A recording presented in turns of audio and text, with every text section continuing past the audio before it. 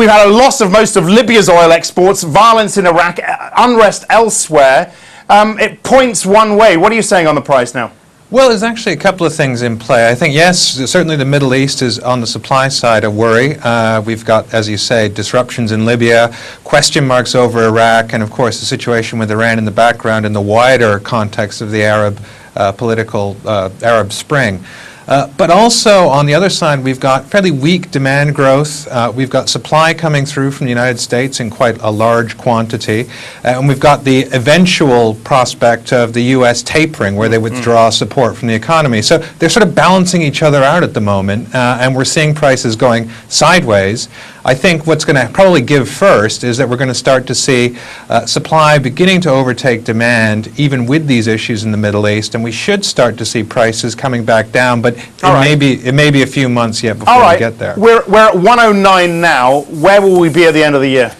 Well, we think we'll probably be closer to 100 than 110, but there's a lot of uncertainty in the Middle East, and it's going to take a while for this sort of thing to work through. I think next year we're a lot more confident about the fact that prices are going to retreat a little bit because of the Fed withdrawing support, and because demand growth just isn't going to be quite as strong as it has been in the past. You talk about the end of tapering and the extension after extension, which helps risk assets, of course.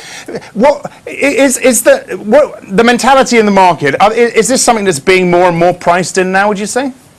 Well, to a certain extent, yes. I think everyone was a little bit wrong-footed when the Fed came out and announced that they weren't going to taper until essentially the end of this year and into next year, sometime in the summer, just a couple of months ago. But apart from that, yeah, I think people are, of course, waiting and expecting it. The irony being, the worse the economic data is from the U.S., or at least the more mixed it is, the more the prospect of quantitative easing being pushed out goes ahead, and so you actually get an increase in oil prices. So you get weak demand, you get weak economic growth, and you get an increase in oil prices. A little bit counterintuitive at the moment, but I think that eventually we will start to see the Fed withdrawing that support. They have to. And I think the market's priced in some of it, but we're still sort of in that uncertainty period about exactly when. So when we start to get a firm commitment on when that starts to happen, I think you will see a market impact. I know you don't look at the corporates, but I guess your forecasts, the price to come off before the end of the year and then over the next 2 years even more. I mean, not great for big oil, right?